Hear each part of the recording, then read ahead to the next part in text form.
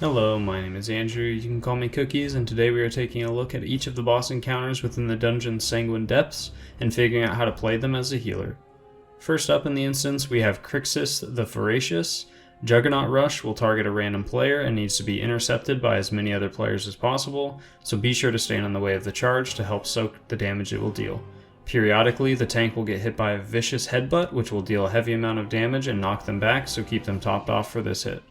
Last and most important of the abilities we deal with from Crixus is Severing Smash, which will be cast when the boss reaches 100 energy, dealing a heavy amount of damage to everyone in the group and knocking them back, causing each player to leave behind an orb of living essence, which will then travel towards the boss immediately, needing to be soaked by players.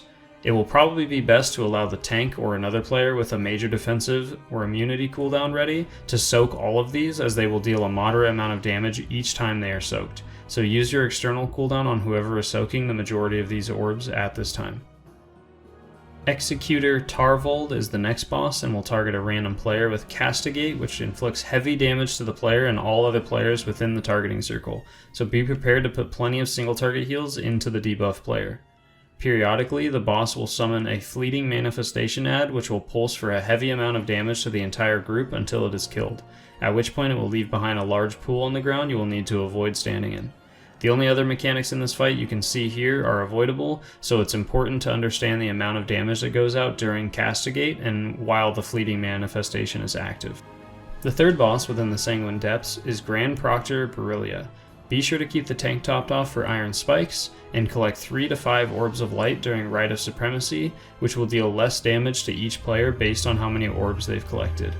Endless Torment is what we should be the most mindful of as a healer in this fight. It will deal a heavy amount of damage to the entire group over a short duration, and will also force all players to be dodging a volley of attacks indicated by these light-colored swirlies on the floor.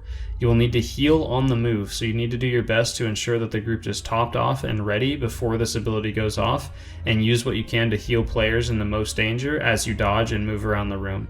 Using your defensive and external abilities will help a lot here to reduce the overall damage that the group is taking.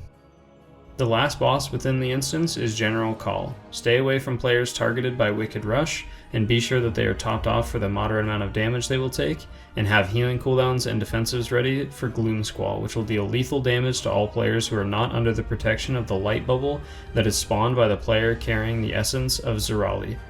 Within the bubble, players will still take a moderate amount of damage from Gloom Squall, so be sure to keep players topped off, and that other than this, just avoid the pattern of strikes that the boss will throw out during Piercing Blur, and that's the entire fight. This covers how to heal all the bosses within Sanguine depths. Like the video if you found it useful, and leave a comment letting me know which boss is your favorite within the dungeon. Thank you so much for watching, and see you in the next one.